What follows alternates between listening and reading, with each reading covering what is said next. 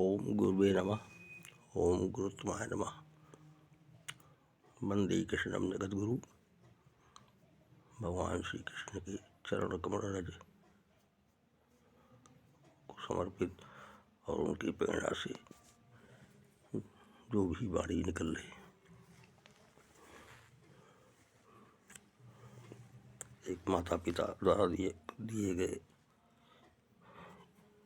शरीर रूपी आकृति और पिंड के माध्यम से वाणी निकल रही,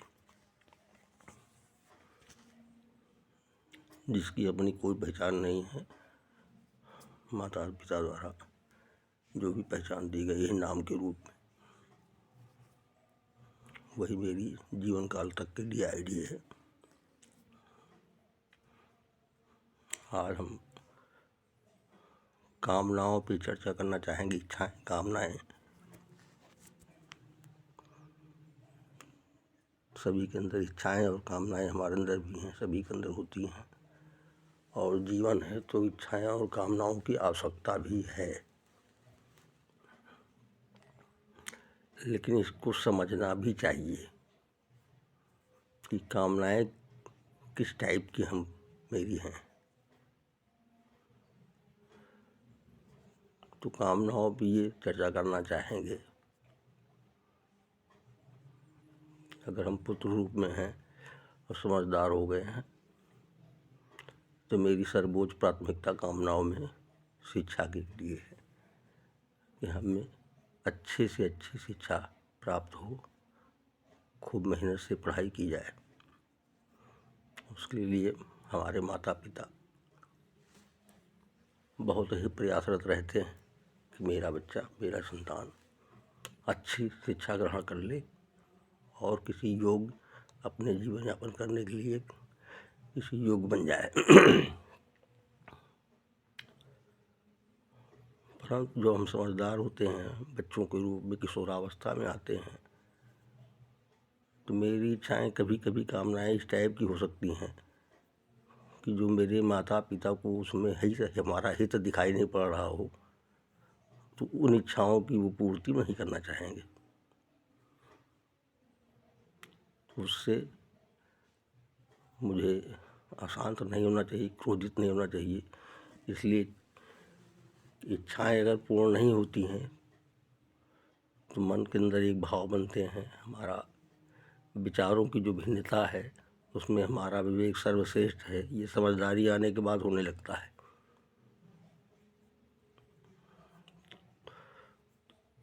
इस ईगो से, इस स्वाभिमान से, इस अहंकार से बचने की आवश्यकता है किशोरावस्था के लिए, बच्चों के लिए, किसी के लिए। जब इससे बचे रहेंगे तो माता पिता अगर हमारा हित नहीं है उस कामनाओं में, उसकी पूर्ति नहीं करेंगे तो मुझे कोई ग्लानि नहीं होनी चाहिए। हो सकता है इसके लिए मुझे वो डांट भी दें, तो हमें स्वीकार कर लेना चाहिए। अगर हम नहीं स्वीकार कर पा रहे हैं तो माता पिता के हित में भी नहीं होगा, उनकी सुख शांति में बाधा उत्पन्न होगी और मेरा नुकसान तो होना ही होना है।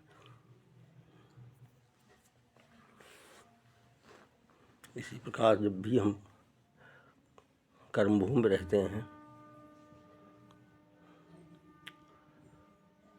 तो फिर वही दोहरा रहा हूँ कि विचारों की भिन्नता, हमारा विचार सर्वश्रेष्ठ है, ये ईगो सभी मरा हुआ है। अपने विचार को लादना हमारी प्रवृत्ति है। एक से दो होने के उपरांत अपने विचार को मैं सामने वाले पे लादने का पूरा प्रयास करता हूँ। अब वो किसी कीमत पर स्वीकार नहीं करता है और स्वीकार करेगा भी नहीं, इसलिए कि उसका भी विचार हमसे सर्वश्रेष्ठ है और सभी का सर्वश्रेष्ठ है। संसार रूपी भवसागर से पार होने के लिए इसको समझ लेने में तो आधी समस्या का हल हो जाता है कि विचारों की भिन्नता है और सभी का विचार सर्वश्रेष्ठ है। तो समाज में जितनी विकृतियाँ दिखाई पड़ती हैं उसमें आपको अशांति का अनुभव नहीं होगा, ये अगर दिमाग में आ गया तो। इसलिए जीवन का मूल उद्देश्य शांति। हम कुछ भी करते हैं, कोई भी कामना करते हैं तो उसके पीछे हमारा एक ही लक्ष्य होता है कि इससे हमको सुख शांति मिलेगी,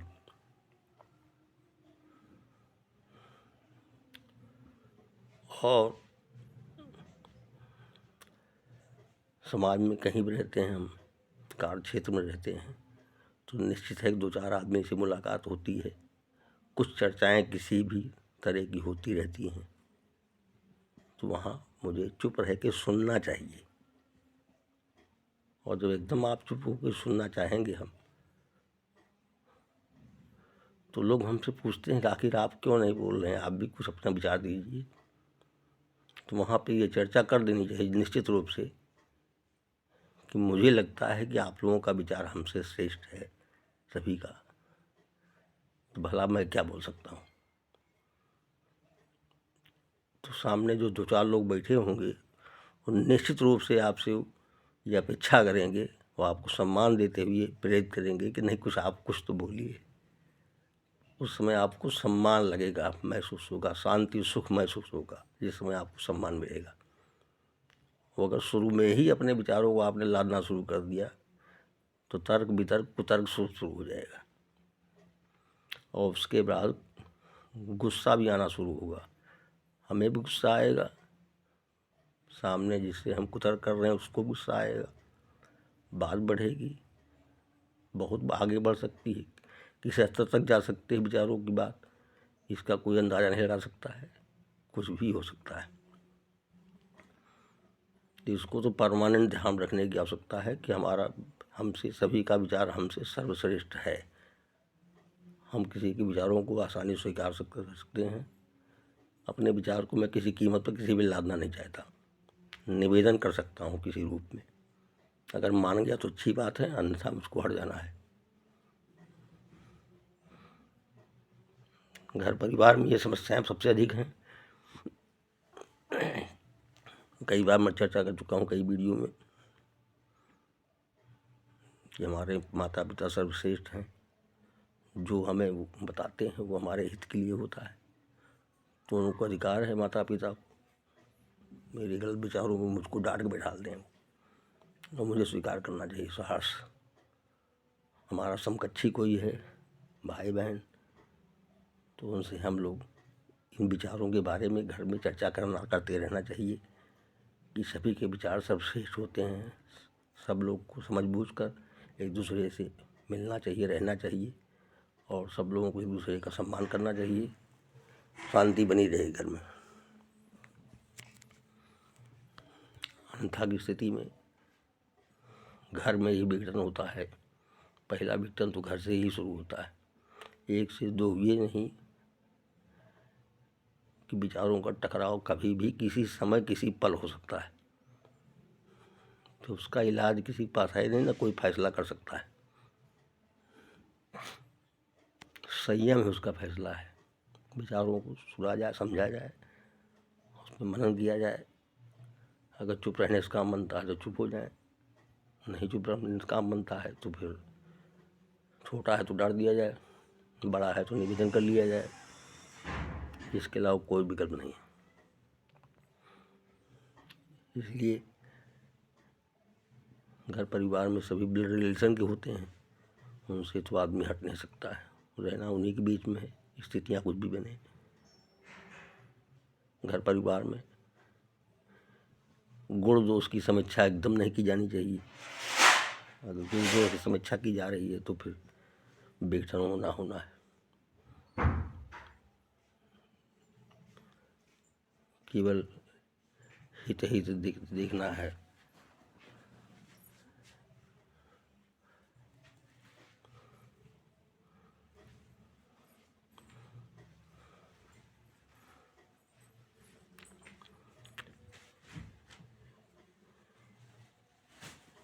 उसके बाद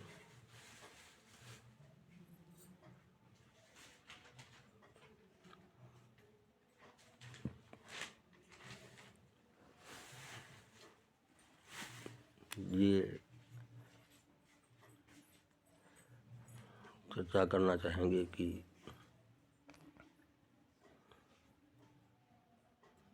ब्लड रिलेशन में केवल हित ही देखना है, गुण दोष नहीं देखना है। तो ये भाव हमेशा आपको प्लस रखेगा, और थोड़ा बहुत टकराव होंगे भी तो वो अपने आप शांत हो जाएंगे। इसलिए कि विचारों का टकराव अगर एक से दो है तो होना ही होना है, उसको तो कोई रोक नहीं सकता। उसका इलाज संयम है केवल बस। बाहर की दुनिया में, टोला मोहल्ला में अधिकतम चुप रहने की आवश्यकता है। कार्य क्षेत्र में भी अनावश्यक बात करने की आवश्यकता नहीं है, वहाँ भी चुप रहने की आवश्यकता है। सभी का विचार हमसे श्रेष्ठ है, हमें नहीं बोलना है। और इसलिए कामनाएं अगर जगी हैं, इच्छाएं हैं, तो इच्छाओं की आवश्यकता है। जीवन है, कर्मभूमि में रहना है, काम भी करना है, मेहनत करना है। शिक्षा में है, पढ़ रहे हैं बच्चे तो अच्छी से अच्छी शिक्षा लेनी है, बेहतर से बेहतर प्रयास करना है, अच्छा से अच्छा जीवन यापन भी करना है, सब कुछ करना है। तो अच्छी शिक्षा सबसे महत्वपूर्ण। उसके बाद युवावस्था में कर्मभूमि में इसी प्रकार कर्म करते हुए हित और सम्मान तो मैं किसी करने के योग्य नहीं हूँ, वो उसका अपना भाग्य है, उसके अपने कार्य और आचरण है जिससे उसको हित और सम्मान मिलता है। लेकिन अपने तरफ से एक चीज़ जरूर उसको दिया जा सकता है कि हमारी तरफ से उसका अहित और अपमान नहीं होगा। कभी कभी आपको ऐसे लोग मिलेंगे, अधिकतम लोग तो हमारी बात मतलब उनकी बात मान ली जाए तो खुश हो जाते हैं। अधिकतम लोग मिलते हैं इस टाइप से कि उनकी बात मान ली जाए तो खुश हो जाते हैं। कुछ व्यक्ति ऐसे भी समाज मिल जाते हैं जो ना हाँ से मानते हैं ना ना से मानते हैं, और अगर उनके बीच में रहना पड़ गया तो आफत का जड़ हो गया फिर। तो वहाँ पर डरने की बात नहीं, बिल्कुल बेधड़क आपको उनका अहित अपमान नहीं करना है, ये मन बना लेना है और उनको कायदे टाइट होकर डांट देना चाहिए, भाग जाओ मेरे सामने से, तो मान जाएगा वो। इसलिए गलत आदमी टिक नहीं पाता। वो आदमी थोड़ा से कुछ अर्धविक्षिप्त टाइप का होता है, जो ना हाँ से न मानेगा ना ना से मानेगा, दोनों से नहीं मानेगा। या तो हमको पागल बनाएगा, खुद पागल होगा, तो बेहतर उसको डांटे। उसके पास उसका इलाज दूसरा नहीं है, उसका इलाज डांटना ही है। लेकिन अहित अपमान नहीं करेंगे उसका, हम खाली उसको सुधारने के भाव से डांट सकते हैं। बाकी कामनाओं की पूर्ति न होने पर तो क्रोध सभी को आता है, और क्रोध आएगा, लालच भी रहेगा, गुस्सा आएगा, लालच बढ़ती रहती, सभी की लालच होती है, सब में होती है। वो वृत्ति है मानव की, लालच करना। वो विकास भी करता है, लालच से विकास भी होता है, तो उसको नकारा भी नहीं जा सकता है, लेकिन समझने की आवश्यकता है। अनैतिक कार्यों से बचती हुई, निषिद्ध कार्यों से बचती हुई मुझे प्रयास करना चाहिए। अगर निषिद्ध और अनैतिक कार्य से बचाया जाएगा तो प्रयास तो रिजल्ट देगा। जीवन हमेशा अपेक्षा रहित ही होना चाहिए, अपेक्षा नहीं करना है। हम लोग अपने बच्चों से बहुत अपेक्षाएं कर जाते हैं, माता पिता से भी उनकी सामर्थ्य से बाहर भी अपेक्षा कर लेते हैं, वो भी संभव नहीं है। अपेक्षाएं नहीं करना चाहिए, अपना कार्य करिए, अपना आचरण सही रखिए, शुद्ध रूप से आचरण। गलतियां मानव स्वभाव हैं, बार बार गलती करने की प्रवृत्ति हमारे शरीर में भरी हुई है। मन चंचल है, गलतियां कराएगा, सब कुछ होगा, लेकिन कोशिश करिए कि गलतियों से बचा जाए। अहित अपमान ना करें, इसके लिए विशेष तत्पर रहें। अगर ये दो काम नहीं कर रहे हैं तो आपके अंदर वशीकरण आ जाएगा, निश्चित रूप से आ जाएगा। समाज में आपको हर आदमी स्थान देगा, एक समय आएगा ऐसा, एक माहौल बनेगा आपके लिए। आप चुप रहने की आदत डालेंगे तो आपको गंभीर घोषित कर दिया जाएगा, समाज में आप गंभीर घोषित रहेंगे। और अपने विवेक का प्रदर्शन करने पे हमें नीचा देखना पड़ेगा, कुछ नहीं मिलने वाला है। इसलिए हमसे सर्वश्रेष्ठ विचार सभी का है, जब सभी का है तो हमको नीचा देखना ही देखना है, फिर क्या है।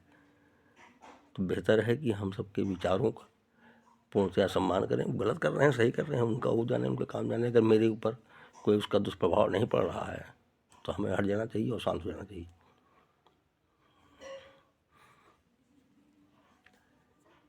शेष आगे ओम गुरुवे नमः। ओम गुरुत्माय नमः।